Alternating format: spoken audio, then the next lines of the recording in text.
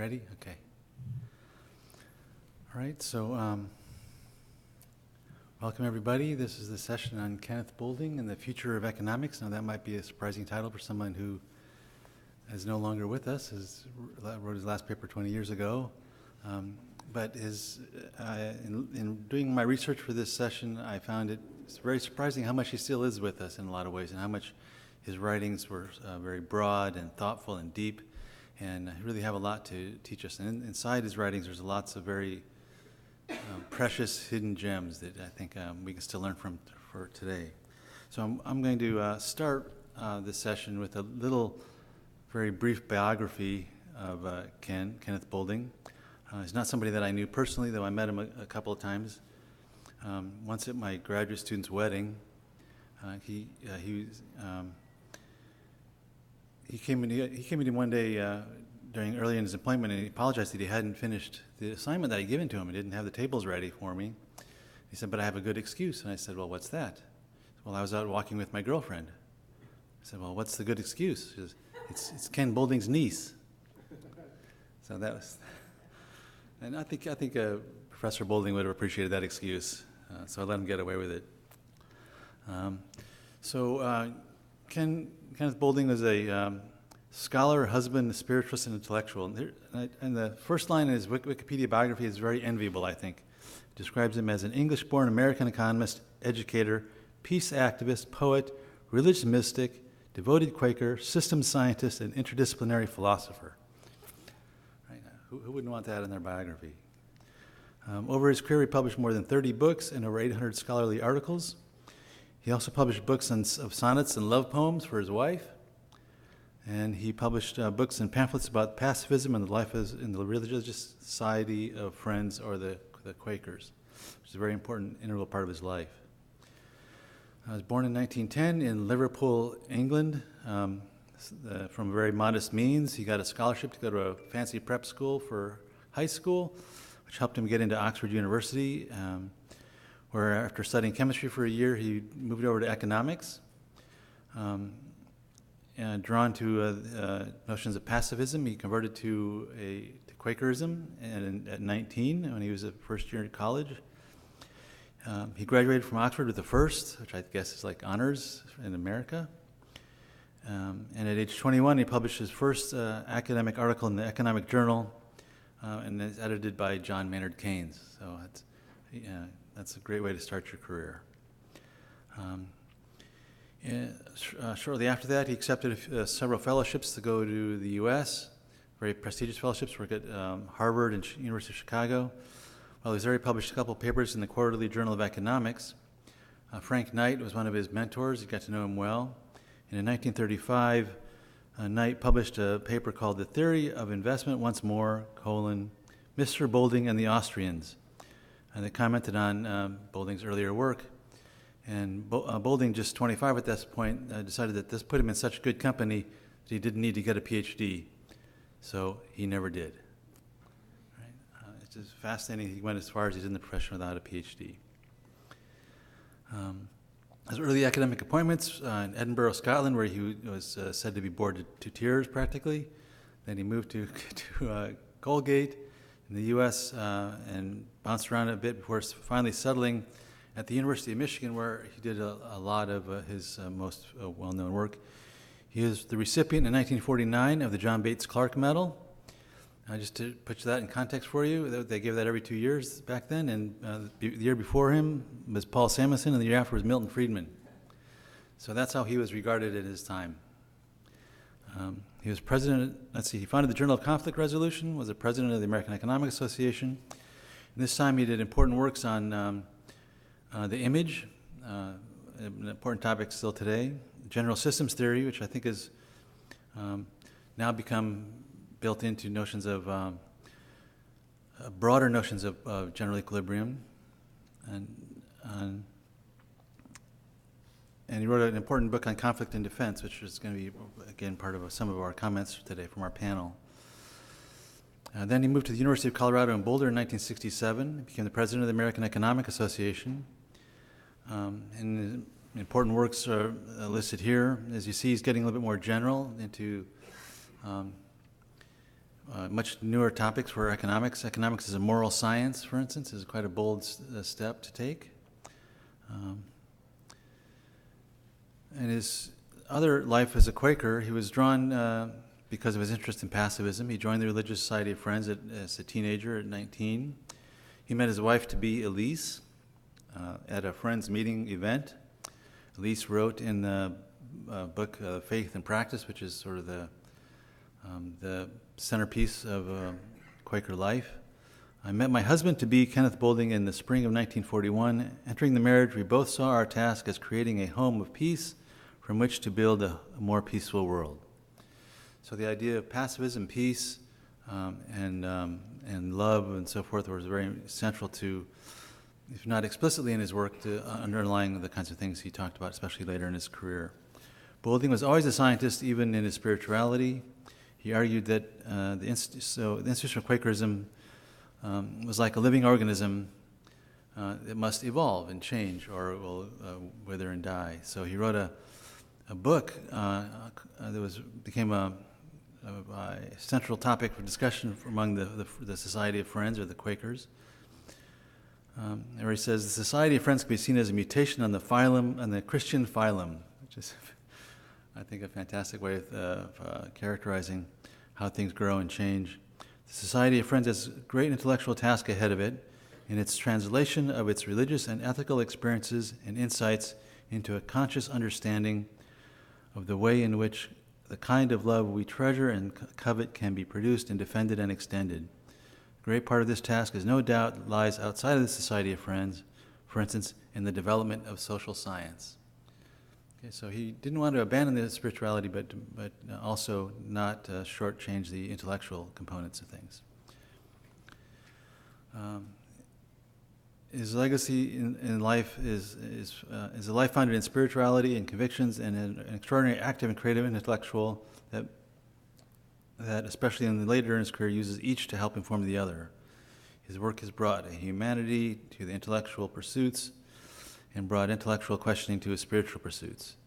Many of his ideas, as our panelists will surely discuss today, were prescient and often rediscovered decades later after he first suggested them. So our panel today has four very distinguished scholars and me.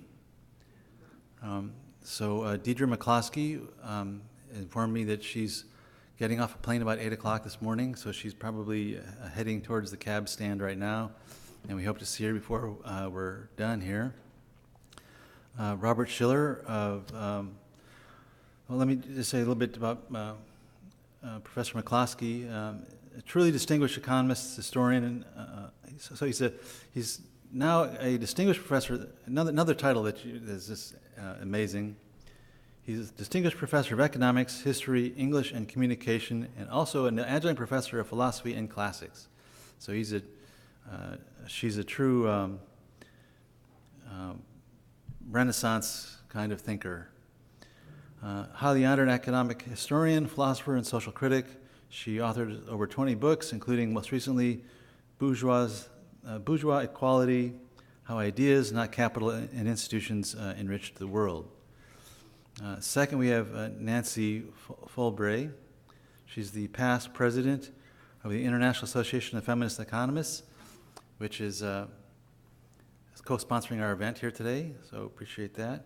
She's also author of many important best-selling books. Most recently, Greed, Lust, and Gender, A History of Economic Ideas.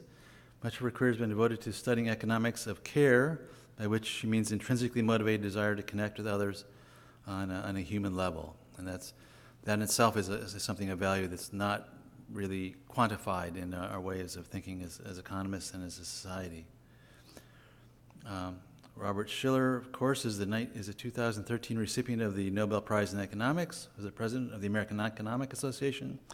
2016, author of many books as well, including the one we all know, Irrational Exuberance.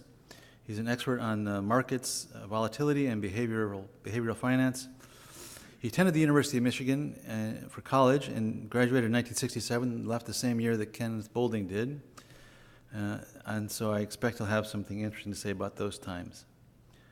Stephen Brahms, an accomplished game theorist, mathematician, and political scientist, author of, I think, 20 books, or almost 20 books, including Game Theory and the Humanities, Bridging the Two Worlds. Also a very Boulding-esque kind of idea. So what we're going to do today is we're going to start with Professor Schiller, and then go to Professor Folbray and Brahms, and then if Deidre's not here yet, then we'll have some discussion from the floor. When she shows up, if she shows up in time, we'll put her in at the end, and if there's time, I might have some comments as well. So let's get our first speaker up here. Okay.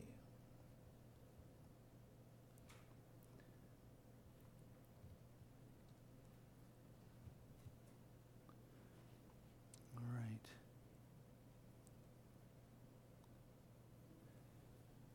Okay, here's Bob Schiller. Well, thank you. I was one of Boulding's students at the University of Michigan, and I remember him very well. On the other hand, I looked back at my transcript from Michigan to see what course I took from him. They don't have the professors' names, but they just the course number and name. And I think I never took his course. But how do I have this strong impression that he was my teacher? I think he gave lectures and I showed up for them, even though it wasn't required and not for a grade. I just went in and wanted to hear him. And I remember talking about him with other students. So it's something about his influence was quite strong. I'm going to talk particularly about his first, this is the first on your list of books that he wrote, called The Image, which he wrote when he was visiting Stanford University from the University of Michigan in the early 1950s. The book coins the term iconics. I'm going to relate it to a number of other scholars. The book is such majestically broad in its scope that it looks rather more like a book of philosophy of science than economics. And as such, it's not completely original. There are other people who've had parallel thoughts. So I'm going to trace the kind of the history of thought. Nonetheless, there is much that's original in this book. And certainly in my way of thinking, it influenced me all the way down to my presidential address. I was president of the American Economic Association in 2016. And I gave my presidential address exactly a year ago at this conference. And it was kind of about ideas in this book. So I think it dates back. I was actually influenced very much by Boulding. In fact, so much so that I traveled the first year after I graduated in 1967 from the University of Michigan. And I heard that he was giving his presidential address at the AEA meetings in Chicago. So I drove from Detroit to Chicago. I was visiting my parents over Christmas, and I drove from Detroit to Chicago to hear him give this talk. The title of his talk was Economics as a Moral Science. And a theme is that you can't evade philosophy in economics. So he follows a long tradition. I read other presidential addresses preparing mine, and I discovered that the curmudgeonly side of economists is brought out by the opportunity to give a presidential address. And they usually criticize the profession. And they do uncharacteristic things, like Gerard Debreu sounded a bit like a behavioral economist at times in his presidential address. But I love this quote from the economists canonical model back then, and still very much today, is you describe people as expected utility maximizers, where they only derive benefit from consumption, and they're completely selfish. Okay, they follow the laws, but they're selfish. So he said, and we economists would never think of questioning their utility function. That's a primitive. And we never ask them what they're thinking. So Milton Friedman, in his Essays in Positive Economics, which came out around this time, was a book, it used the example of a billiard player, saying that if you're trying to understand what a skilled billiard player does in a particular situation, can you ask this person? Of course not. He can't explain how he does it. It's intuitive. But if we want to describe how a billiard player actually does it, it's better to talk to a physicist who understands mechanics. And so we end up building a mathematical model of a billiard player. Boulding was in a completely different world from Milton Friedman. He said this theory is for the birds, meaning that it might describe birds. The critical thing is that man has a moral side and a social side and a consciousness which reflects other people, and that we as economists should be thinking in those terms and not building mathematical models of selfish individual behavior. So I wanted to give a couple of quotes from his book. First thing is the title of his book, The Image. Economists talk about people in efficient markets as responding to information. But he said that, in fact, what people have as a basis for their actions is not just information, but it's also what he calls an image. It's a view of the world that is not always right. In fact, it's not even complete. Part of the image is emotions, that certain things have emotions attached to them. I think there's some beginnings of ideas that are coming out in neuroscience now about how memories are linked to emotions, how the amygdala plays a role, or other parts of the brain in attaching emotions to images. The other thing is that the image changes through time, and it can change in ways that are hard to reconcile with logical behavior, rational behavior. So he gives the example of conversion, referring to something. Economists probably don't talk about conversion, but there are stories that people tell of a religious experience where they walked into a church and then they didn't feel particularly, but then something moved them, and then they decided their whole life course should be different. So he describes it.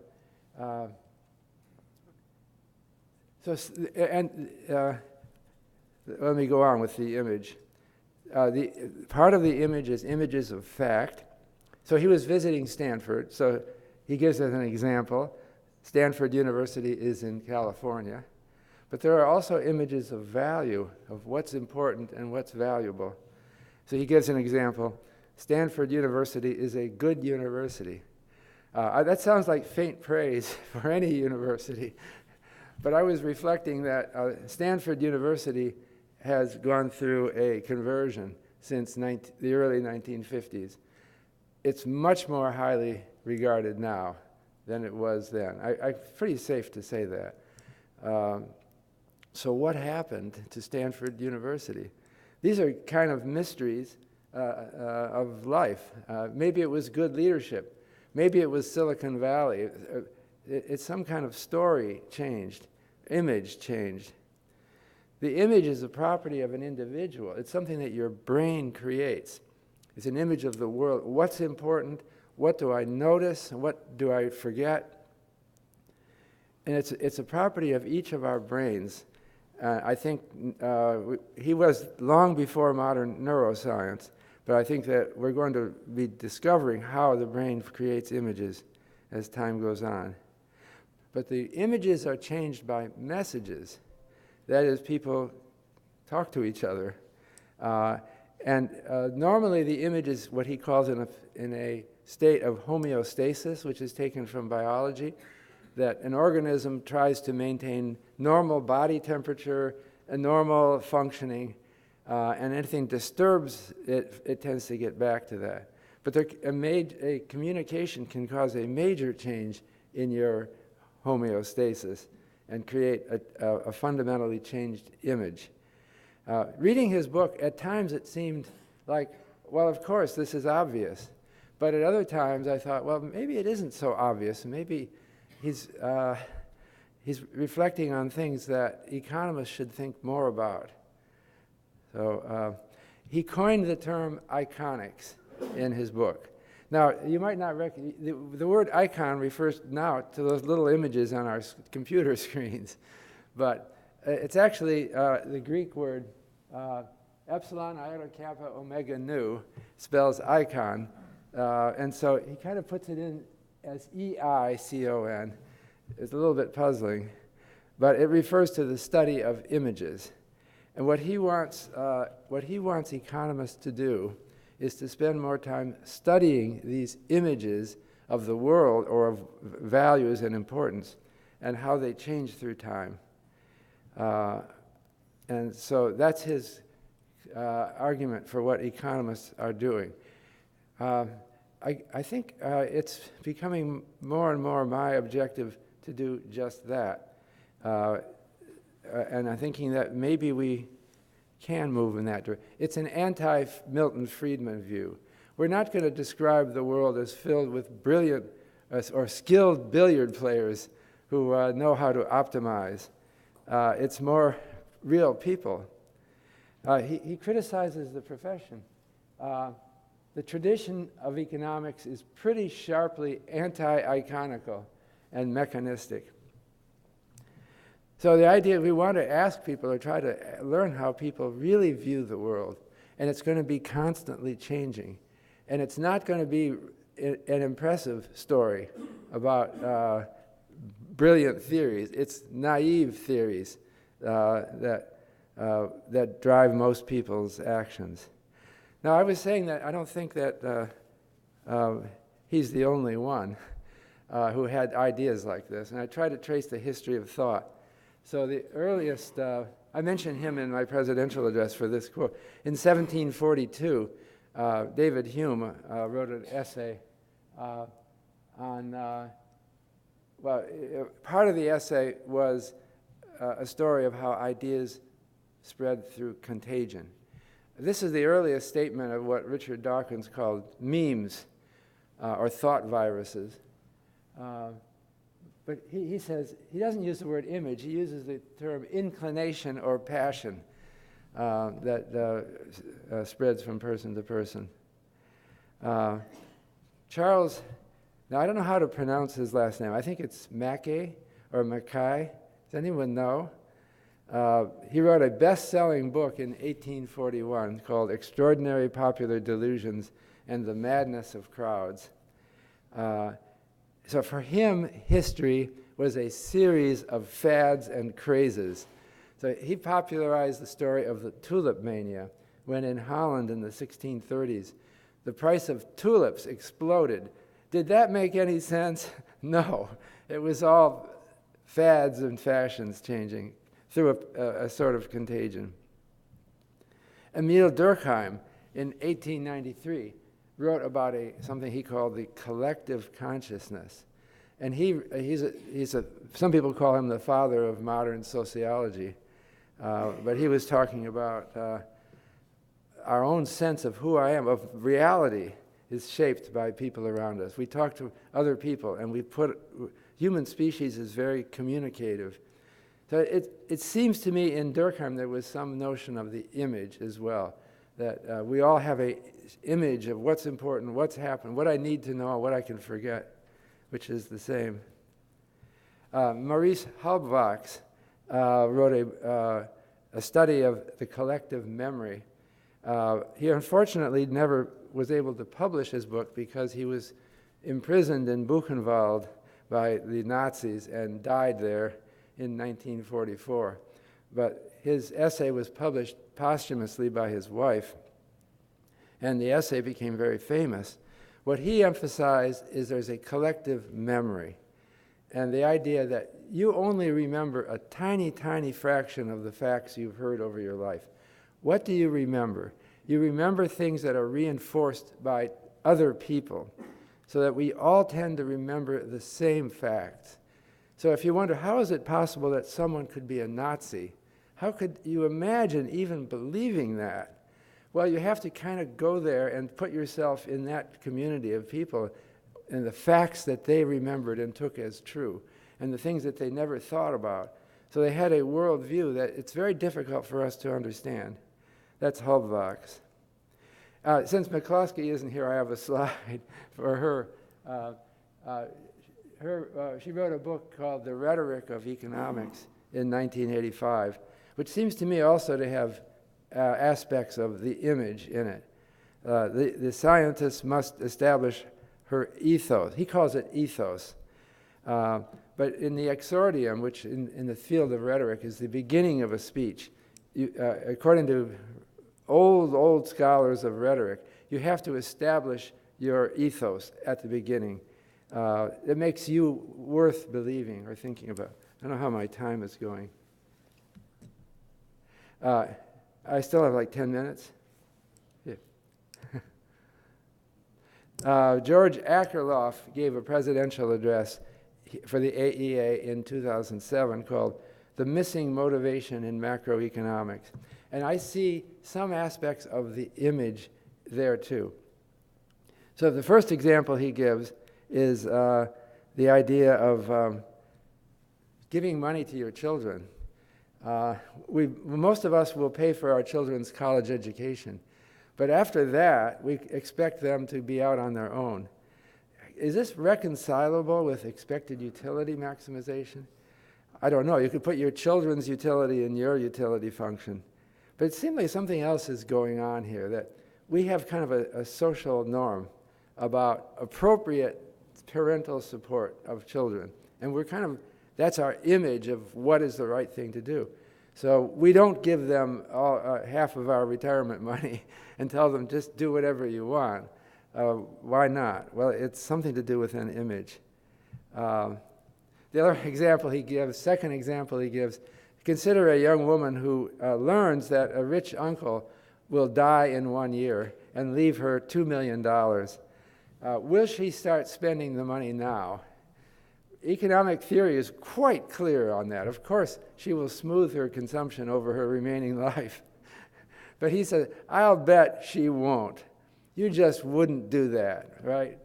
And the third example he gave was about how we live.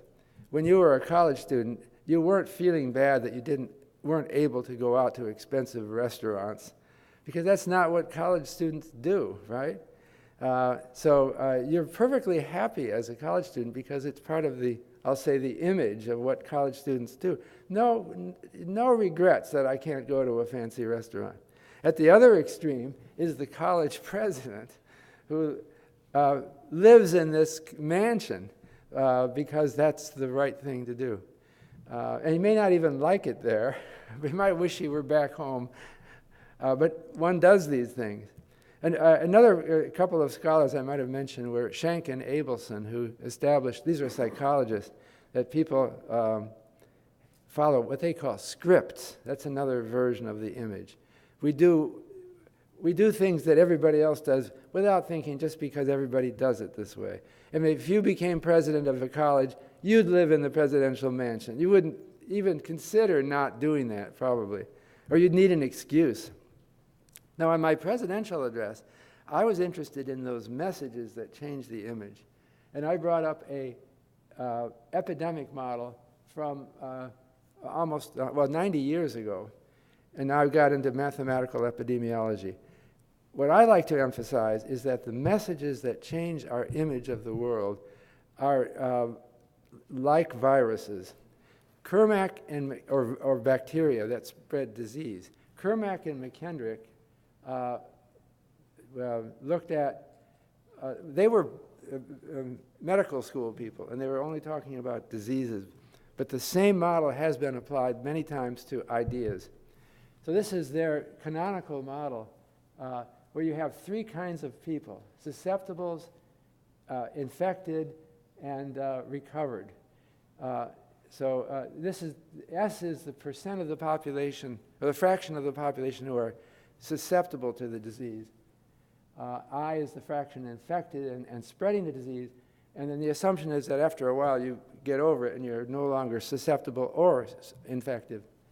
So look at the second equation. It says the change in the number of infectives is equal to a contagion rate, C, times the product of the fraction susceptible and the fraction infected, which represents the number of meetings there are between susceptible and, that's how it spreads when a susceptible meets an infected. And then they get over it at a recovery rate, R. And it's a very simple model. And this is what a solution to that model looks like. The heavy line is the number of, the fraction of the population infected at a point of time. And it tends, with this model, it will always be hump-shaped. Well, the contagion rate has to exceed the infection, has to exceed the recovery rate. And if it does, then there will be a hump-shaped pattern to the epidemic. Also shown are S and I. But the critical thing is this heavy line here. This epidemic started here, but it wasn't noticeable because it was such a small fraction of the population infected. Then it becomes big enough that everyone starts noticing it, and it's in the newspapers, but then it runs out of steam, and then eventually collapses. So I wanted, in my presidential address, I gave examples of this, but I'll give an example from Kenneth Boulding. Kenneth Boulding was, it looks beautiful, this red line here, or orange line, it looks just like the Kermack and McKendrick epidemic curve. Can I go back? See the orange line here, and then look at the heavy line here. It's the same curve. So what I'm noticing is that Kenneth Boulding was an idea epidemic. The name Kenneth, that's why when I was an undergrad, we were all talking about him. I didn't even take his course, but I was talking about him. In the dorm, we were talking about Kenneth Boulding. So there was something contagious about his intellect. Unfortunately, iconics never took off. He thought he could start something, but you can see iconic, whether you capitalize the E or not, just fizzled. He didn't make it, there was something wrong. Now, I then thought I would compare him with other great economists. And this amazed me. And this, what you see here is Google, what I showed in the last slide was Google Ngrams, which counts the fraction, it's the number on the vertical axis is the number of times a particular phrase appears divided by the total number of words in their books database for that year. The amazing thing is, Kenneth Boulding, in his heyday, outperformed all of these great economists: Paul Samuelson, Kenneth Arrow, Robert Lucas, Gerard Debreu. They were all Nobel Prize winners, and I grew up to think that they were practically gods. But he beat them all. Well, he did for a while. And these other guys are going through epidemics like his, but with the different C and R parameters. And they never got as famous as Boulding.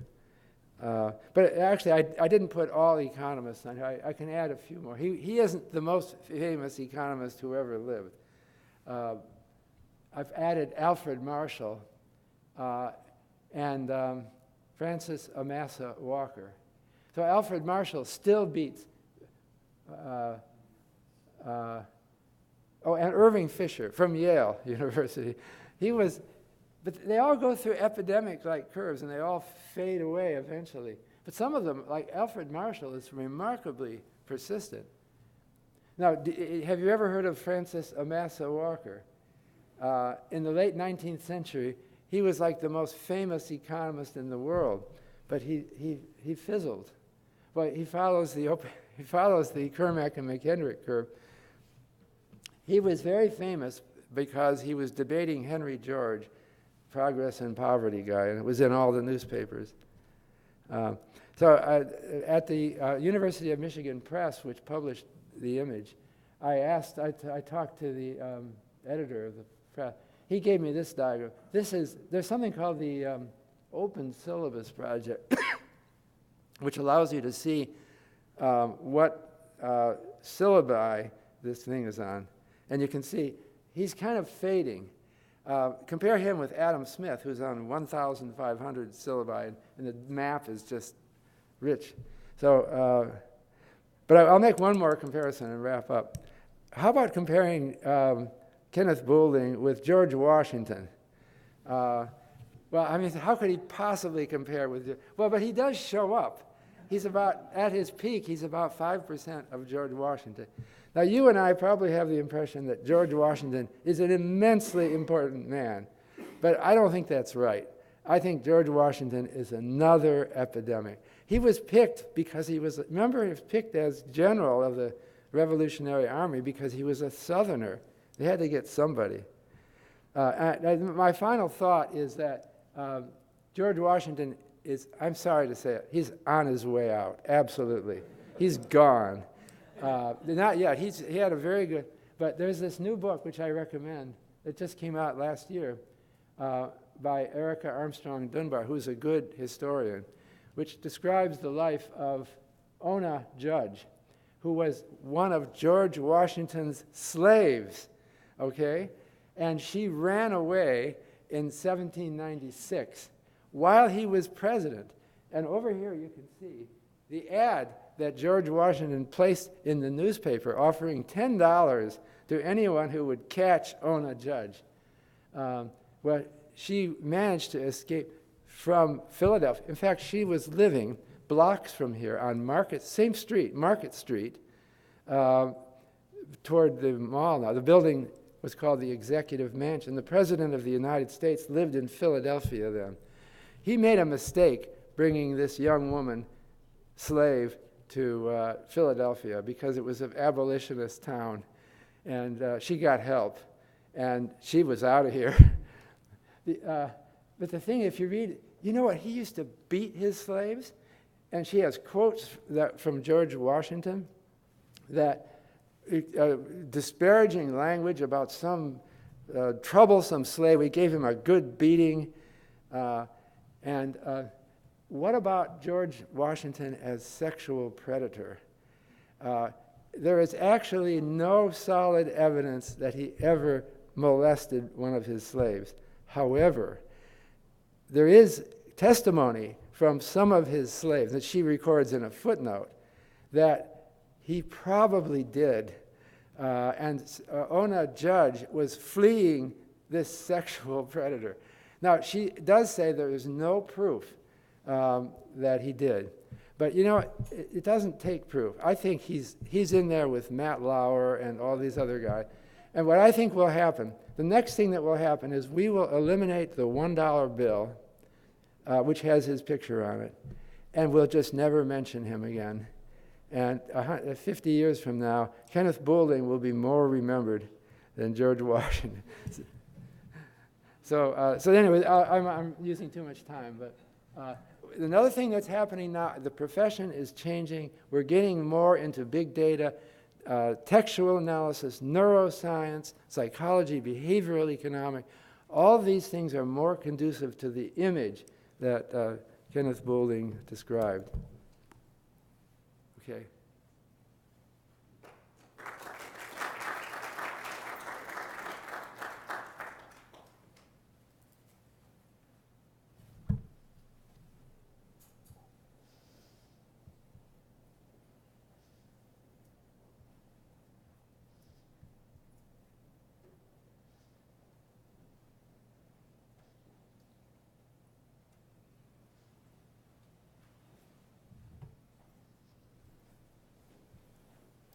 Not displaying. No, it's not displaying. Oh. Let's see, I don't know.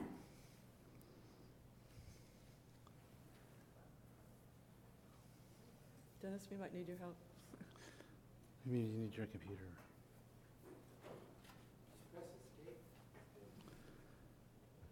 So did we close PowerPoint first?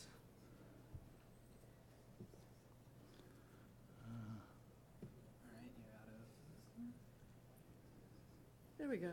Good job. Oops. What was the? All right, okay, right Got there? it. No, Yeah. we got to do the control L. Okay, here. Thanks. I really appreciate the opportunity to participate in this discussion. It was a wonderful nudge for me to learn more about Ken Boulding's work and to think a little bit about his big ideas. I think what I most liked about him was that he was always willing to go off script and to be a little bit on the edge. And so I'm going to try to be a little edgy myself with him. I'm old enough to remember hearing him speak at the AEA, and I found him a very charismatic person, partly because of that great mane of silver hair. But I realized in looking at the photographs, it's actually more the look in his eye. It's that very mischievous, intense look in his eye. And it kind of reminds me of the 12th Doctor Who.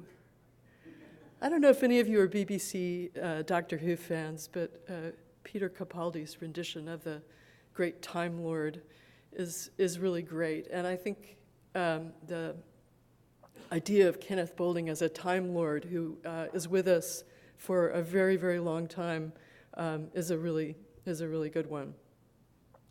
So my comments will be pretty brief. I just want to go over my favorite contributions from his work, mostly focusing on the economy of love and fear and the ecological dynamics work, and particularly the way he talks about systems, the way he embraces complexity, and the way he thinks about evolution in a very big picture way.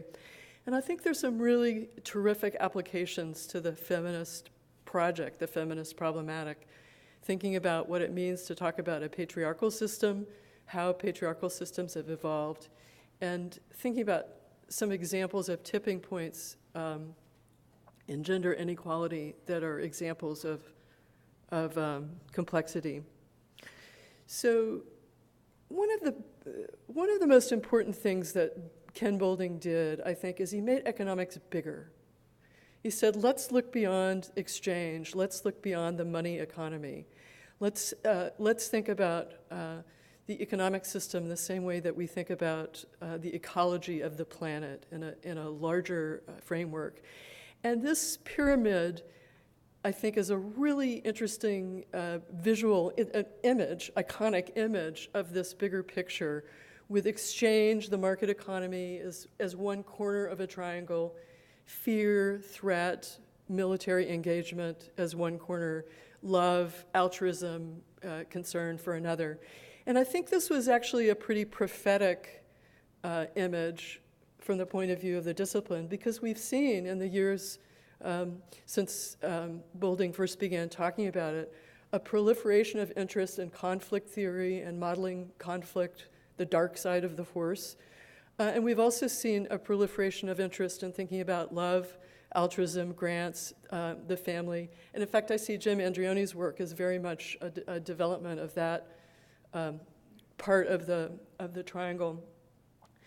One thing I don't like about the way the discipline has kind of internalized this image is I think a lot of the work that's done gets placed at one of the vertexes of the triangle.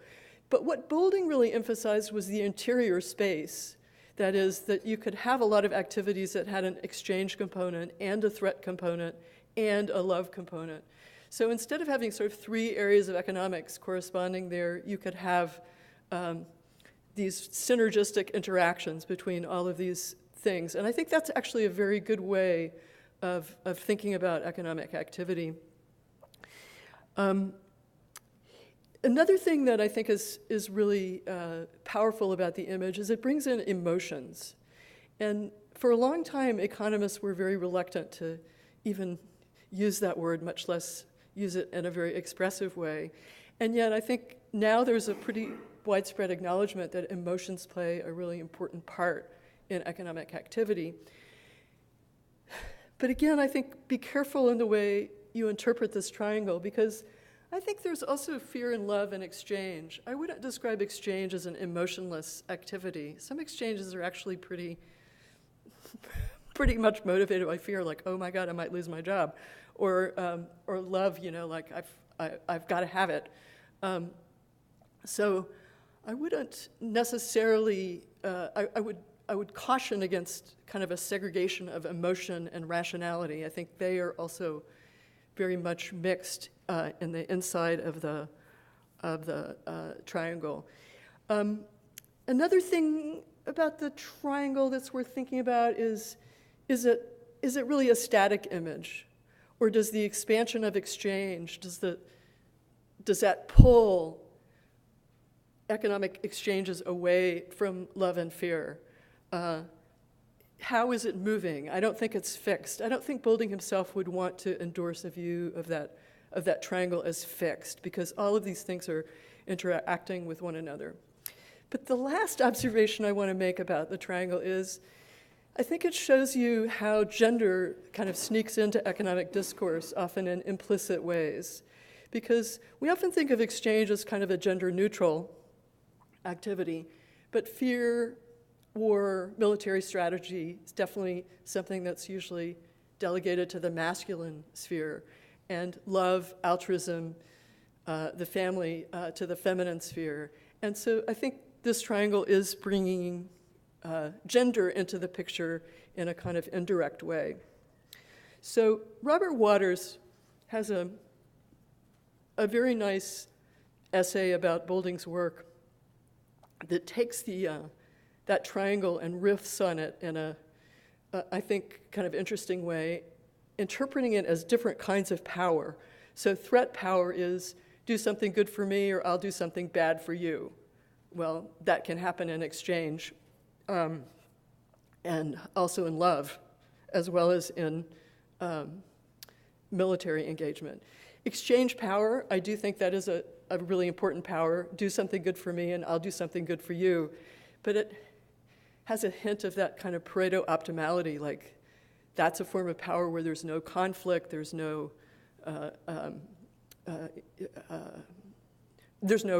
emotion. I think the emotion is still getting kind of segregated from exchange. And then finally, integrative power, that's the love part of the triangle. I'll do something good for you because I want you, because I want to, because I have some intrinsic motivation to do that. Or you could also interpret it in a kind of Beckerian rotten kid theorem way.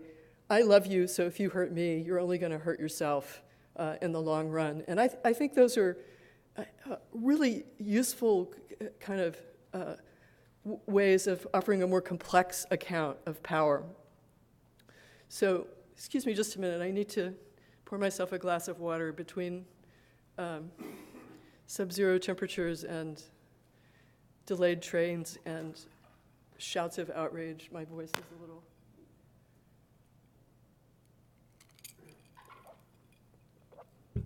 Okay, that's a picture of a dodo. It's a bird that famously went extinct because it evolved in a world where there were no predators. So as soon as a human predator came along, they were rendered extinct by being hit over the head. Boulding's comments on economic evolution are way ahead of their time.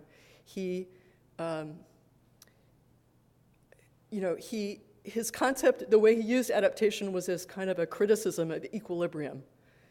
In the world that we live in, we are not converging towards equilibrium. We are constantly changing. And adaptive ability and processes of adaptation should get more attention from us than movements towards equilibria. I think that's a really important insight. He also challenged the idea of an optimum. That is, that survival of the fittest means that whatever organism or firm or economic system was the most efficient one out over the rest. He points out that success in an evolutionary context is very, very context-specific. And the phrase he used, I think, is a really great phrase, survival of the fitting, how you fit into your ecology, how you interact, the synergistic effects with your environment determine what succeeds, whether it's an organism or a firm or a system. It's not some abstract notion of superior efficiency winning out in the end. One thing that is not in Boulding's view of evolution that I think belongs there is the modern version of multi-level selection as a principle of evolutionary biology. And I just want to mention it briefly because I think it builds a bridge between Boulding's work and a lot of really important research on the evolution of social institutions. For a long time in evolutionary biology, there was a debate between those who believed that individuals were the unit of selection and individuals competed with one another. There was really no competition between groups, and groups that cultivated altruism towards one another, towards their members, were unlikely to prevail because altruism is so costly on the individual level. And now, evolutionary biology has really embraced a very different paradigm, not completely, but to a very large extent, of a view that selection is taking place on both the individual level and on the group level. And it explains a lot about why the world is such a confusing place. Because we are rewarded for competition within our groups. We generally enjoy more success if we can outcompete those who surround us. But if we compete too hard and we reduce the overall success of the group that we belong to, and our group is unable to prevail, that can also hurt our chances of individual selection. This is a very powerful idea because it offers a kind of model for reconciling the kind of neoclassical model of individual maximization and the 19th century idea of collective conflict based on nations, collective conflict based on class, collective conflict based on gender, and it suggests a kind of very complicated set of sometimes competing incentives. So that in itself suggests that complexity is a really important part of the picture. And there's some key words that come up in Boulding's work that are now, I think, pervading the sort of systems analysis literature. And they show up in a lot of places, including theory of the firm, path dependence, lock-in, non-convexities. Public goods, I think, are very important to understanding care work and the undervaluation of the unpaid work that women do. Hold up, coordination problems. I think what's kind of missing from Boulding's framework, and you can already guess this from what I've said, is attention to social institutions and collective conflict. I think a lot of the conflict that he describes is kind of stylized on the national level rather than appreciating the intersectional nature of people's embeddedness in a lot of different dimensions of collective conflict. So now let me take these ideas and see if I can infect you, see if I can start a little virus, a contagion here, thinking about the evolution of patriarchal institutions. You know, sometimes patriarchy is defined as male dominance.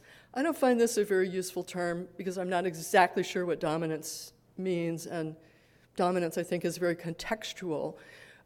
So I prefer to analyze patriarchal systems in terms of patriarchal institutions. I think we have a language in institutional economics for thinking about rules, laws, and norms, including property rights, and that historically we see a variegated but consistent pattern of a period of much of human history that was characterized by patriarchal institutions. And let me just note, we can look at the presence of gender asymmetric or gender biased laws, but we can also look at their absence. For instance, I would describe lack of protection against sexual harassment or lack of legal sanctions for domestic violence as institutions, even though they are not actually, codified in institutions. They represent kind of an institutional problem. And I think that there are two very different but related kinds of patriarchal institutions, those that treat men and women differently, apply different laws, different rules, different restrictions, different norms to them. And I think in current societies, the normative difference is more important than the legal asymmetries. But also failure to adequately reward or value non-market work, especially care work, I think is an institutional symptom of a patriarchal system. So I just want to give you one example that I think is helpful in talking to economists about thinking about a patriarchal institution. Until the late 19th century, Anglo-American law, and this is also true in many other parts of the world, but I know the Anglo-American context better, the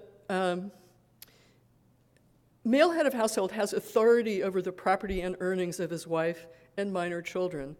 And he has a legal obligation in return, and that legal obligation is to meet his wife's and children's subsistence needs. That effectively makes the patriarch a residual claimant in the same sense that a capitalist is a residual claimant who can pay workers' wages and cover raw materials and capture the residual. And one of the legal reforms that the 19th century feminist movement fought for and did not achieve was a true part, well, until later in the 20th century, and even then not explicitly, was a partnership model that a wife would have a legal claim to 1/2 her husband's earnings, and he would have a legal claim to 1/2 of hers. So that aspect of 19th century family law, I think, is a good example of an economic institution that evolved. And why did it evolve? Well, I think there are two big reasons among many, why that law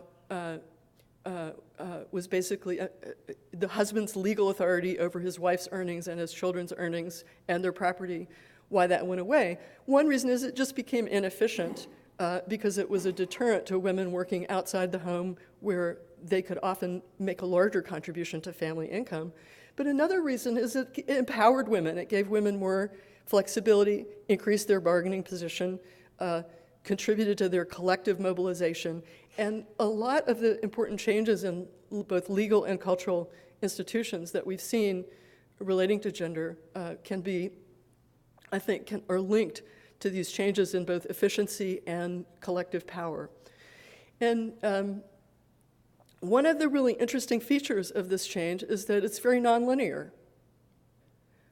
It seems to work through a process of tipping points, and I think that's partly because it's very much governed by social norms and images. In fact, images are really central. It's very iconic. This is a very iconic argument. One example of an institution that's been studied quite extensively over historical time was the institution of foot binding in China. It persisted for more than 500 years. It was crippling. A very large percentage of women, young girls, had their feet bound. The mortality and morbidity rates resulting from this were very high. It's very hard to imagine that it was a very efficient institution in any respect, although there is still this argument out there that those deformed feet were so erotic that they gave, they created utility for those who enjoyed their aesthetic features. But clearly it was an institution that gave men a lot of power over their daughters and over their wives. And how did it unravel? How did it come about? It wasn't through a gradual process. It happened, within a span of about 20 years in the early 20th century, and it happened partly because men and women organized together in opposition to it. And men, in particular, played an important role by declaring publicly that they would not marry a woman with bound feet. Well, why had bound feet persisted for this long?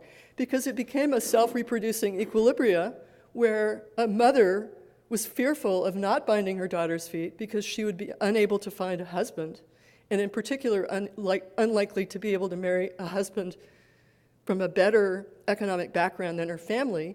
So the norm itself became a kind of contagion that reproduced itself over time until it was modified. So Gerald Mackey, who's done a lot of research on the history of the foot-binding movement in China, has also looked at campaigns against genital cutting in northern Africa and tried to apply some of those lessons. And one of the really important lessons from that literature is that simply passing a law forbidding genital cutting is not very effective. It's very difficult to enforce, and it's very difficult to monitor. And there's actually some quasi-experimental work where they've gone to villages and tried different methods, and what seems to work the best is getting a small group of people to publicly state that they are not going to cut their daughters, and a group of men to say, I'm not going to marry, I'm not going to take as a wife any woman who has experienced genital cutting. So there's actually now a research agenda trying to look at how that kind of tipping process unfolds. And if you look at what's been in the news lately about sexual harassment, you have another really good example of a tipping point. The effort to change legal rules regarding sexual harassment has a long history. People got together and fought to make sexual harassment an aspect of legal discrimination. There's been a lot of institutional change, but there was still a norm. And the norm was that basically sexual harassers were innocent unless they were, there was overwhelming evidence, particularly from other men, that they had engaged in this, that any woman who complained of sexual harassment was suspect. Well, what did this do? This created a self-reproducing equilibrium where women were afraid to come forth and criticize openly those who were harassing them because the chances that they would be believed or that it would have any significant effect was very low. But once some very visible women and men took a stand against it, you could see a kind of, in fact, you could see that if you did a Google Ngram, I think, of sexual harassment, you'd see that same pattern that Bob Schiller was describing taking place. So in closing, I just want to leave you with the idea that the most important reason to care about gender inequality and the evolution of patriarchal institutions is not that you care, it's not just that you think it's a good idea politically or morally. Yes, it's a good idea politically and morally, but it tells us so much about institutional change. We have such a rich record of economic change and political mobilization against institutions that were not efficient, that were not, that were suboptimal. And the process by which these institutions have changed and are still changing is something that Ken Boulding's work, I think, gives us some really useful tools for thinking about it and also for carrying it forward. Thank you.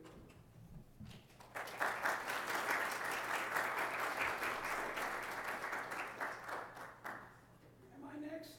Yes. Am I next? Is that right? I don't know. Who's the chair? So I prefer not to be next. Steven's ready to go. Oh, good. Okay.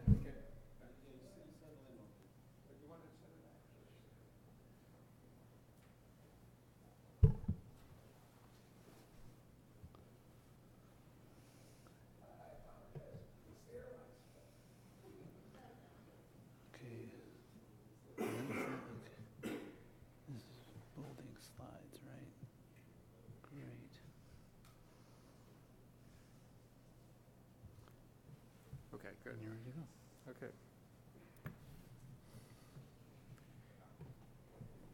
Okay, I think we have all our speakers here, so I will try to be succinct. I'm going to talk about Kenneth Boulding and his work on fostering peace and also the role of religion.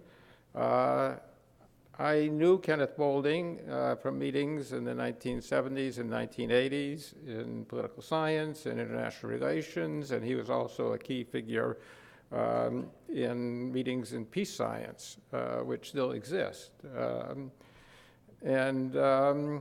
I found him charismatic despite his stutter. I think that added actually to some of his appeal. He was very passionate about some of the things he did. And then one of the things he was most passionate about was problems of peace and war. So that's what I want to talk about in the beginning. So I'm going to talk about some of his work from his book, Conflict and Defense, A General Theory, and a couple quotations. A passionate conviction of my youth was that war was a major moral and intellectual problem of our age, and it is necessary to study conflict as a general social process of which war is a special case.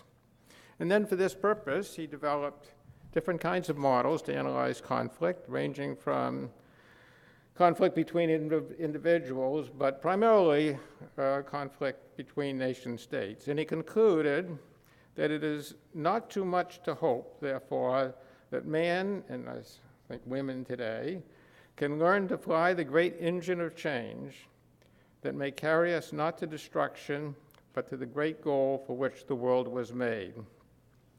So what I want to do is consider how some game theory extensions of classical game theory might fit some of Boulding's ideas. So in Ecodynamics, a later book, Boulding is explicit about ways to foster peace, including 3 types of systems, which previous speakers have spoken of: exchange systems organized through market mechanisms, threat systems in which threats of losses and welfare determine behavior, and integrative systems, which encourage cooperation, even love, based on mutual interests of parties. And for Boulding, integrative systems are the key to fostering peace through the development of qualities like honesty and trust, especially beyond the family. Again, his interest in international relations. But I actually believe that threats can also serve this end, which Boulding tended to disparage, and indeed have done so. So let me give you a couple examples.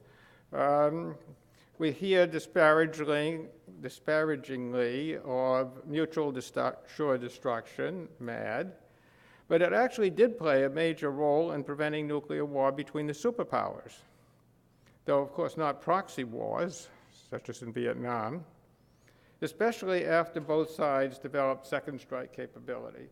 So in the 1950s, neither side had the ability to retaliate against a first strike by the enemy, because most of the nuclear forces of both the United States and the Soviet Union were bombers. But as soon as both sides began to develop so-called second strike capability with hardened missile sites and submarine-based missiles, each could retaliate if struck first. So that's what second strike capability means, and it gave an incentive for neither side to attack first because the other side would be able to retaliate, and that's still true today. So I think the threat of MAD did play a role in keeping peace between the superpowers anyway, but not, as I mentioned, in some of the proxy wars that each side sponsored. I think the credibility of threats has been enhanced by the ability of countries also to verify adherence to arms control agreements. In Ronald Reagan's terms, trust but verify. Also helpful has been the adoption of some nuclear powers, and I mention in particular China, India, and Israel, which all possess nuclear weapons, of the doctrine of no first use. That is, they won't be the first country to introduce nuclear weapons into a conflict. So I think threats aren't the great evil always that Boulding spoke of, and I think have, to a certain extent, maintained the peace. So a little game theory, and I would argue that in Prisoner's Dilemma, which is often used as a model of arms races, so each side can either decrease arms or increase arms, and the classic game is that if both sides decrease, you have the cooperative outcome, 3-3. And here I'm just using ordinal payoffs, 4 best, 3 next best, 2 next worst, and 1 worst. So the compromise cooperative outcome in the upper left is reasonably good for both sides. The conflict outcome in the lower right is worse, Pareto inferior. And then what gives each side an incentive to increase arms is that once at 3-3, each has an incentive to try to go for 4, the best outcome, when the other side does worst. So row wins in the lower left and column wins in the upper right. The unique Nash equilibrium, because both sides have dominant strategies of increasing arms, is of course 2-2, conflict, and what we have observed through certainly most of the Cold War. So that's the Nash equilibrium. It's myopically stable because if either side departs, it would go from the frying pan 2 to the fire 1, 2-1 in either direction from the lower right outcome. But I want to argue there's something I call a non-myopic equilibrium. And when play starts at outcomes, rather than players choosing strategies, and players think ahead about the consequences of moving based on backward induction, they would not depart from 3-3 in the upper left. Because if, say, the role player departed from 3-3 and went to 4-1, it would win, but it has to worry about the other side retaliating, increasing arms too, and both ending up worse. So when you think ahead and think of the consequences of not only your moves, but the moves of other players and counter moves to those, then 3-3 strategies associated with it become an equilibrium. And that's what I call a non-myopic equilibrium, when you think ahead. However, if play starts at 2-2 in the lower right, there's still a problem because that's also a non-myopic equilibrium. If either side departs, it would go to its worst state and the other side wouldn't move away. However, something called deterrent threat power can get you out of 2-2. And that involves threatening the 2 worst outcomes of the other player. So if the role player threatens to choose increase arms, it's threatening to choose the 2 worst outcomes for the column player, 1 in the lower left and 2 in the lower right. If that threat is credible, it can promise that it would cooperate when the other side does, and instead of ending up at 2-2, they would both end up at 3-3. So credible threats work in this game. They also work in chicken and many other games. And I think that's a way of breaking what I call the breakdown outcome, because when you carry out a threat, it's always worse not only for the threatener, but for the threatenee, and works in a number of different games.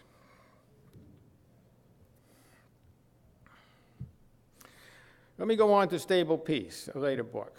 Boulding says, if we had a policy for stable peace, what would it look like? He answers that it is a phase of the system in which the strength is sufficiently larger than the strain, very mechanistic actually, so that the inevitable cyclical and random movements can never carry us over the boundary into war. But consider the following cyclical game. Has no Nash equilibrium in pure strategies. Note the arrows. The arrows go from 3-3 to 1-4 to 4-1 to 2-2 and back to 3-3. So no Nash equilibrium in pure strategies. I'm making it only an ordinal model, so we can't talk about mixed strategies. And this has been used to model the 1962 Cuban Missile Crisis. So game theory doesn't have an answer since there's no Nash equilibrium. But it turns out that 3-3 is a non-myopic equilibrium of the kind that I mentioned earlier. It's a unique non-myopic equilibrium. So it's a compromise outcome, as in Prisoner's Dilemma, to which players will move wherever play starts, suggesting that it was the structure of the game, not its phase, a la Boulding, that rendered peace stable. And that's how we got a cooperative agreement whereby the Soviets withdrew their missiles from Cuba. This happened in October 1962. And the United States, similarly, in a secret agreement, agreed to withdraw similar missiles from Turkey. So again, I think threats can work and have worked in situations like this. Finally, let me go on to talk a little bit about religion. According to Boulding, religion has always been part of the distinctively human experience. It originated, at least partly, in fear of the unknown. But in the following game, which I've adapted from Conflict and Defense, the rationality of a person, P, believing in a superior being, SP, or leader, is problematic. So you see, the strategies of the role player, the person, can to believe or disbelieve in the existence of a superior being. And the strategies of the column player, the superior being, a godlike figure, are not to believe or not, it's to think or not think that P believes. Or another way of putting it, the first strategy thinks P believes. The second strategy is think P disbelieves. And I've given some ordinal payoffs. Again, 4 is best, 1 is worst. And in the upper left, we have agreed belief. That's good for both players, especially for the superior being. This person believes in him or her. What's worse for both players is the lower right. It's not so bad because P disbelieves and SP actually thinks P disbelieves. So there's kind of agreed disbelief. The worst outcome for both players, the mutually worst outcome, is P believes and SP thinks P disbelieves. So SP is skeptical, wrongly, because P actually does believe. And the lower left is that P disbelieves and SP actually thinks that P believes, so SP is deceived. That's bad for SP, but it's great for P. So what's interesting about this game is that it has a Nash equilibrium, the lower right. P disbelieves is a dominant strategy. Best response of SP is to disbelieve. So that's your unique Nash equilibrium outcome. Worse for both players than the upper left. So to talk about the upper right as being a mutually worse one, which I actually started on, is that SP is skeptical because although P believes, SP doesn't think so. And that's bad for SP, it's bad for P. That's the mutually worst outcome. Lower left, is SP is actually deceived. I mentioned that. So the two double-starred outcomes are non-myopic equilibria. Depends on where you start. They're both Pareto optimal. So they get you around the problem of the Pareto non-optimal lower right outcome because the upper left outcome is actually Pareto superior. So, as I say at the bottom, starting from any outcome except for 2, from which players will not move, it is a non-myopic equilibrium from its start, players will stay at or move 2, 3, 4. But if they are myopic, the outcome will be 2, 3. So this game highlights the opportunities and difficulties leaders or superior beings, including religious or spiritual beings, face in creating concord or peace of some sort. So I'm suggesting that game theory and thinking non-myopically can help one think through issues about belief or non-belief in a superior being or a spiritual person. So let me conclude. Boulding had wide-ranging and important ideas about conflict, especially in international relations, and how to understand and prevent it. This included the role that religion and ethics can, but do not always, play in ameliorating conflict. Although a committed pacifist, Boulding believed that war could only be eliminated by understanding why it occurs. It was not a random, arbitrary, or incomprehensible phenomenon. He helped to inspire the development of peace science and the founding of the Journal of Conflict Resolution, which still is a relatively well-known publication in the field.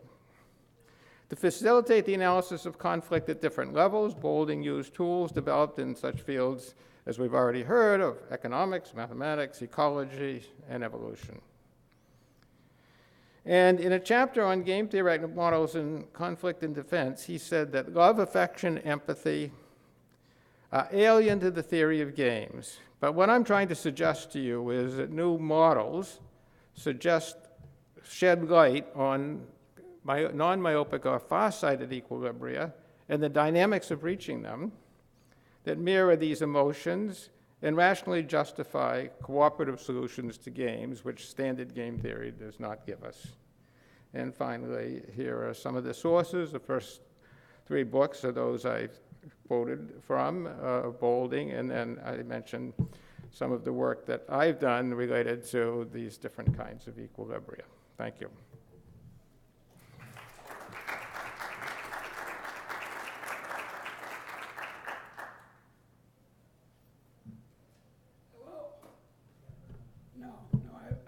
I only speak. I don't do this other stuff. I apologize for being late. It was God's will that caused this polar vortex. Has nothing to do with global warming, I'm sure. And then I got up at 3 o'clock today in Chicago to get a 5 o'clock plane. And someone in Korea will understand why. But you enter, there's an empress. That's beautiful. That's it. But the other reason for me being incoherent is that I slightly misunderstood the parameters of this session. It calls itself a panel. We're doing panels. There's back and forth. I'd like to have back and forth with my distinguished colleagues here. But by way of a short speech on Kenneth Boulding, I shook hands with the man once. He was very striking figure, this white hair, and he was very energetic into his old age. But I only shook hands with him once. And I didn't know much about Kenneth Boulding. I knew that Friedman Boulding had edited the AEA's collection in 1949 or something, 1950 on price theory. And I knew that Boulding had done an elementary book, and I knew that he did peace studies somehow. I didn't quite. But at Harvard, where I was supposedly trained, and at Chicago, where I had my first stints, 1968 to 80, Boulding's name did not come up much. And I think that's a sin. I think that's shameful. And it is an illustration of a problem we have in our field: extreme provinciality. If a student is trained at Carnegie Mellon or Minnesota or Berkeley, she thinks that the whole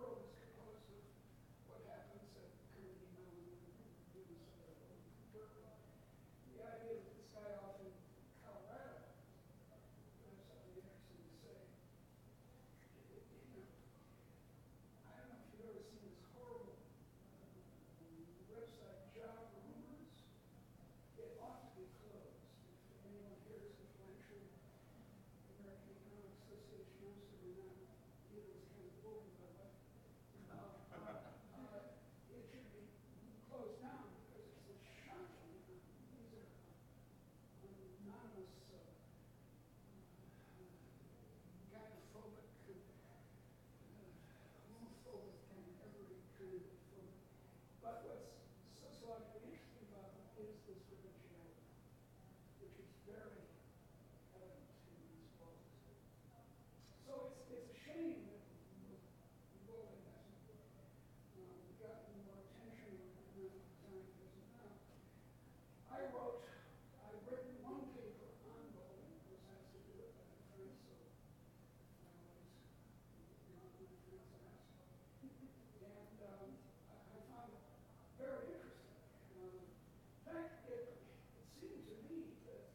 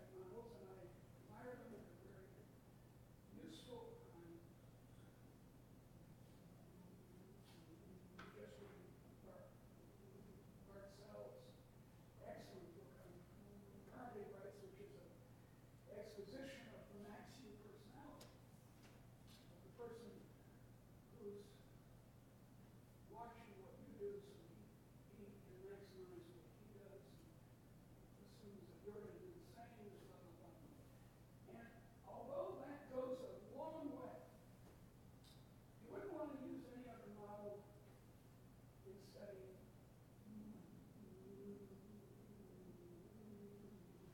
covered interest in foreign exchange markets. You want to use a maximum of the sort that Boulding and I both claim to understand pretty well, right on, and use when it's appropriate. But massively, what Boulding did is include other motivations of human action aside from prudence. Now, thank God for prudence in the Cuban Missile Crisis. I remember it very well. But I think, and Bart Wilson thinks, and Vern Smith thinks, and I could name lots of our colleagues sitting in this room. There's one. Who thinks that just looking at maximum motivation economics is often not enough, that you're going to miss an awful lot of the economic world. So that's the brief summary of this paper I did, which is available on my excellent website.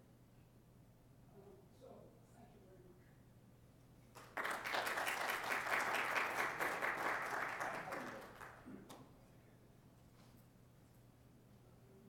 much. So let's turn to discussion. Well, shall we go up there so we can actually see you? Yeah, that'd be great. Is that a good idea? Yes. Let's do it. Here, it's right there.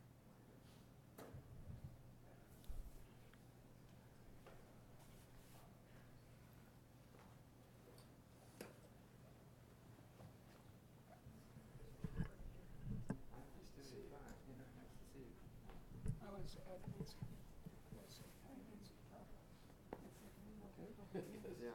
Yeah, I know. I had it up for a long time because my mother insisted on it. So I want to thank the panel. I think that the presentations were all very informative and interesting and lively and fun, and learned a lot. So let's first see if the panelists have anything they would like to ask of each other, and then we'll take questions from the audience.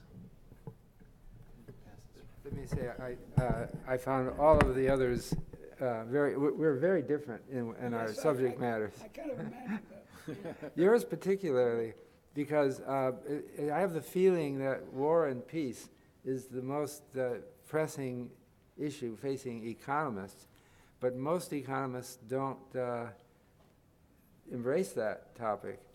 So I was thinking about your provincialism among economists. I have to say, with regard to game theory, I am a provincial. I'm not. I don't do game theory. But I've been thinking about war and how it. But for me, thoughts of how war relates to economics are more that. I think back to World War II was a time of high unemployment, particularly in Germany, and I think of psychological impact of being unemployed. That's where my mind goes. And your game theory, you were going too fast. I have to sit back and ponder. Because I'm not in your game theory culture. But I'm also a political scientist, so I'm not part of the fraternity. Well, that's another problem about provincialism.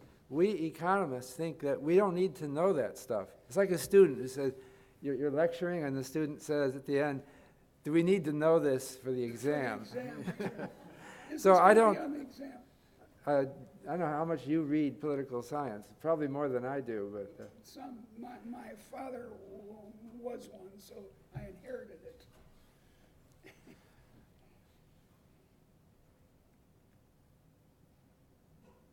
anybody have a question from the audience?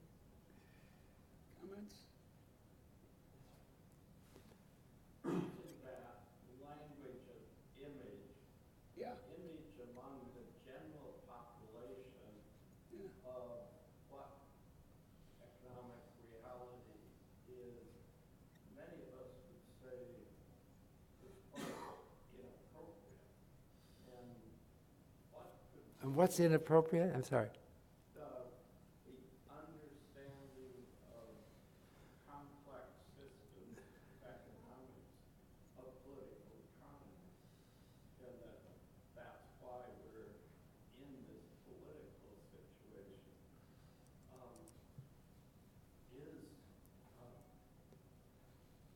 Does Ken Boulding have something to say about how economists could play a constructive role in moving the public dialogue towards a constructive solution?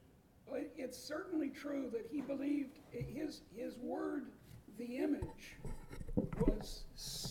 was central to his thinking, and I would call it by the name ideology or ethics, or as you're suggesting, the kind of underlying assumptions about how things are. If I had more time, I would give an example of that I thought some about why people are angry when they trade with each other. And I think the answer is that there's consumer and producer surplus, and it's annoying that the other guy didn't hand it over to us. If I'm on one side of the trade, it's annoying all the time. And so that's an example of Boulding's breadth. But he was a Quaker, and in the Society of Friends, they don't preach. So I'm not quite sure, obviously he was in favor of peace and worked for it in various ways. But I'm not sure he had a fully worked out theory or any kind of theory of the formation of ideologies. Anyone else have a thought on that? I don't know. I think agreeing with everything that you said about this, there's no specific game plan for what you're asking in Boulding's work, but I think there's something very powerful and very subversive about his insistence that we think about the way our overall economic system is evolving, and urging us to take to intervene in it and to design it, to redesign it in ways that are more consistent with our shared goals. I mean, it's the ultimate. His approach is the ultimate anti-laissez-faire, right? Almost everything he wrote was kind of a condemnation of the idea that you could just hands off and let it roll, right? And so I think everybody who's trying to address the problem that you described can benefit from that larger perspective. I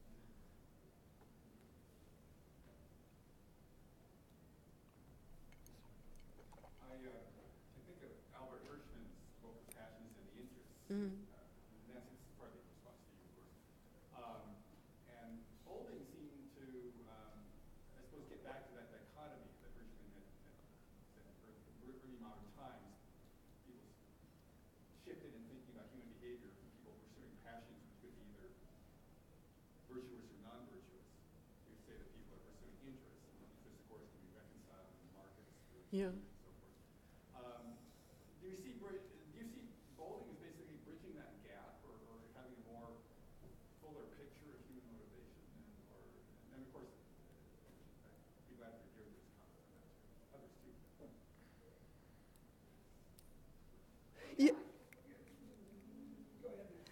Yeah, I think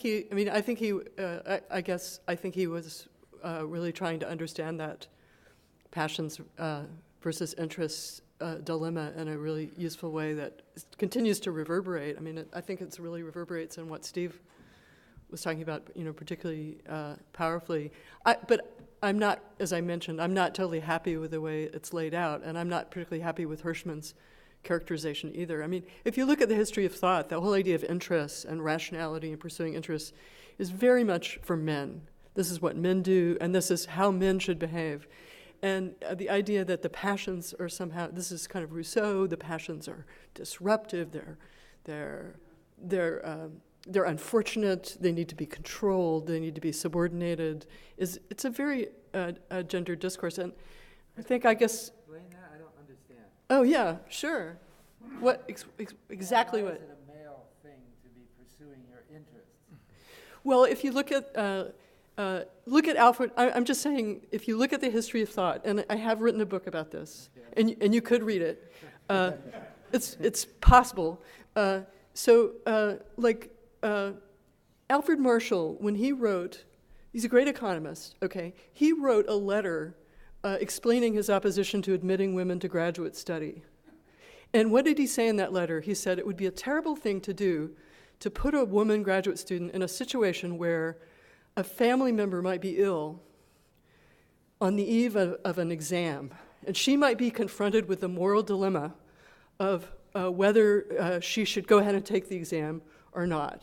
So, and elsewhere in Marshall's work, Marshall felt that, if women participated in paid work, it would coarsen them in ways that would threaten the viability of human capital. So if you just go to the text and you look at what economists like Marshall said about men and women, what you see is men should be economists, women should not.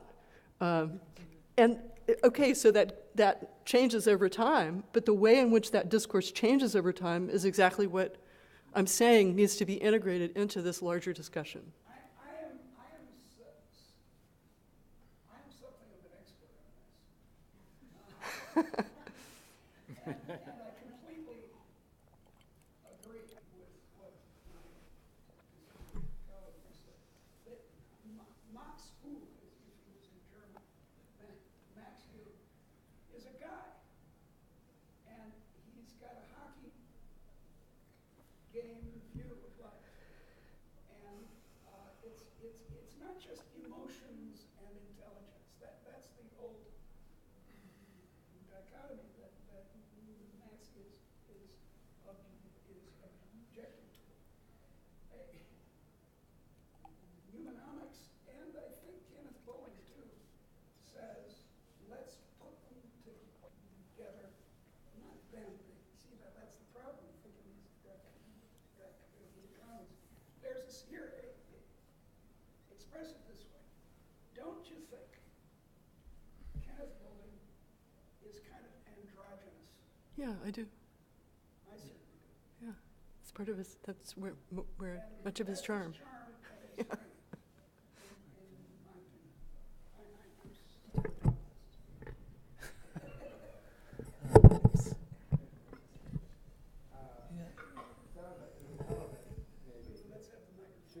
Yeah, sure. So do you think his androgyny is why he was not as accepted? Do you think that might have been part of the problem? People were interested in him, really interested, but I remember disparaging talk too. Yeah, me too. Me too. Oh, Boulding, he's not serious. But we talked about him. We talked about him occasionally. Yeah, I think in his early part of his career, to the extent that I was able to learn about it the last couple of weeks, he was very much an economist of the time. And back in the 40s, we weren't as mathematical as we are today, and we were much more a branch of philosophy.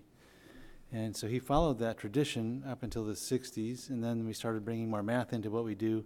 And then someone said, I forget who it was, it might have been De Brue, who said Boulding left economics and joined philosophy. And the opposite could be said to be true as well. That economists left Boulding, and he maintained his values as a philosopher-economist. A parallel example is Frank Knight, who left economics in Girard's terms when he moved from Iowa to Chicago. Oh, that's interesting. Yeah. If you haven't read Frank Knight in the 1930s and 40s, or Kenneth Boulding in the 1960s, and it's evidence you're So I think there's a lot to learn about the softness of Boulding in his writings on altruism and charitable giving. He wrote and I've devoted most of my career to studying charitable giving and philanthropy and so forth. And the debate when I joined it, which was in the early 80s, was about whether this is even economics to talk about being altruistic. This is part of sociology. There's something it's not rational to work hard to make money, then give it all away or give some of it away.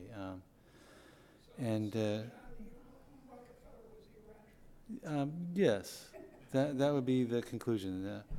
But on the other hand, we all know in our own daily lives we do nice things for each other in small ways, sometimes bigger ways. And we're polite, we wait our turn, we do favors, and we're moral creatures. But economics had been built, especially in the 70s and 80s, been really built up on the neoclassical model, where I think, as Deidre said, we have a sociopathic person without a memory and without a conscience. And when you read Boulding's writing on this stuff, he really wants us to think about choosing to be generous and kind to other people as a whole different kind of decision than choosing between commodities. And he says, for instance, that one could, and this is kind of embarrassing because it's kind of how literature developed in the 90s on charitable giving. You can think of having a set of resources to divide among a number of activities and commodities, one of which you might label charitable contributions and giving as some ordinary commodity like buying grapefruits and pineapples and ham sandwiches. But he said that would be doing a great disservice to that kind of thinking that we have in our human nature, that we are a species who cares about each other, and much in the way that Nancy thinks about in her work, and that this is something that makes that kind of decision very special and unique to us as a species, and different from other kinds of decisions we make. And it's he spoke, his phrase was, if you have an integrative relation with someone else, that would be how you know that the handing over of something was grace or a gift. yes, he refers to it as the true gift, that there are gifts. To something that anthropologists, since Mao's often done, making the giving of gifts into another kind of exchange.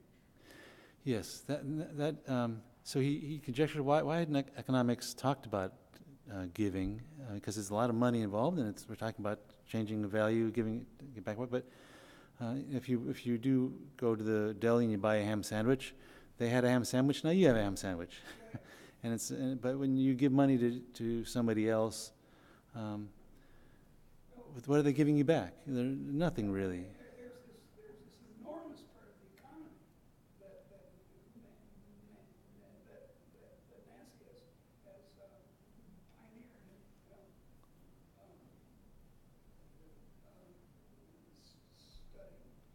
And that Boulding himself studied, although I don't think he quite got the point that Nancy makes, that we give to people we love, with whom we have, his kind of male term for it was this integrated relationship, but you can also call it love.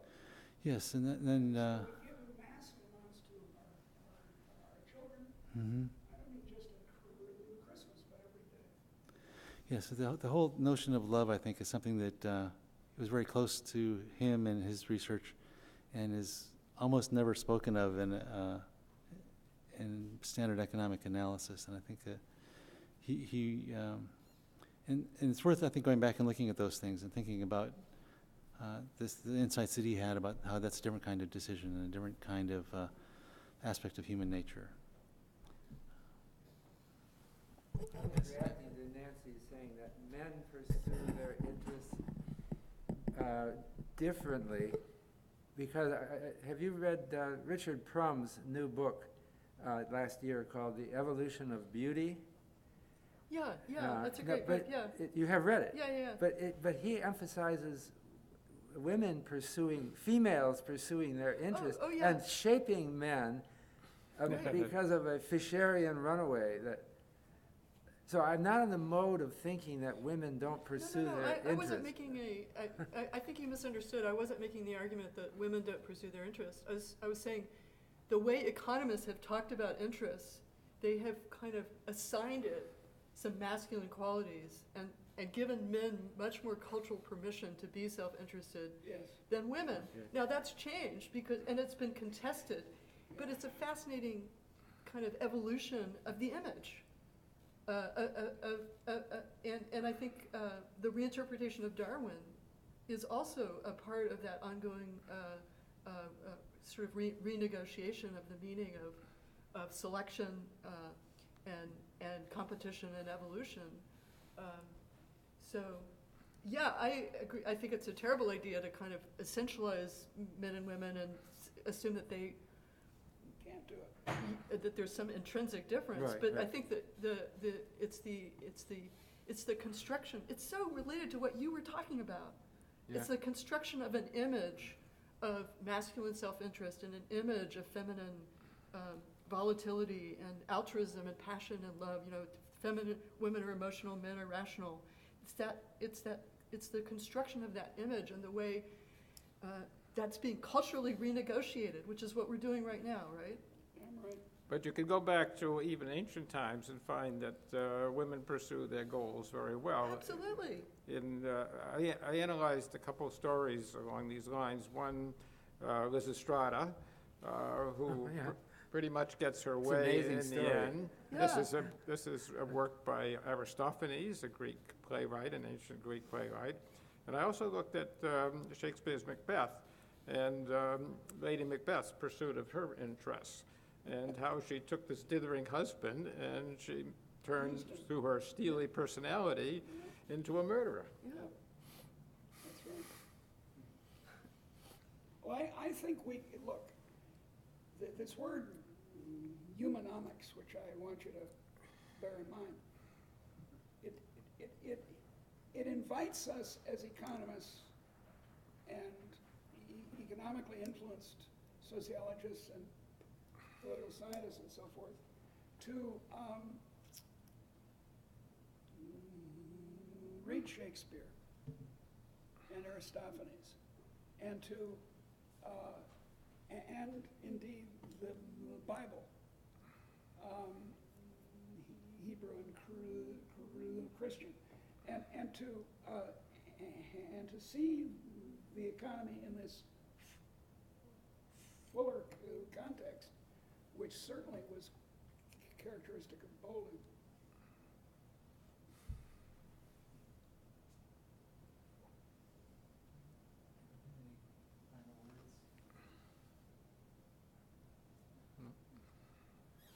Thanks a lot. I thought it was a really great discussion. I really enjoyed it. And thanks for your questions. Go read Boulding. Evolve. Yeah, Evolve. as a thought too, Boulding, I showed, you didn't see it, but I showed the path of attention to Boulding through time. It followed an epidemic curve and faded out. But the thing is, some of these epidemic models allow a resurgence. Yes. Well, I can give you examples. I can give you lots of examples of that. Boulding's given you charge to go out and spread the good word of Kenneth Boulding. That's right. Thank you very much, everybody. Thanks for joining.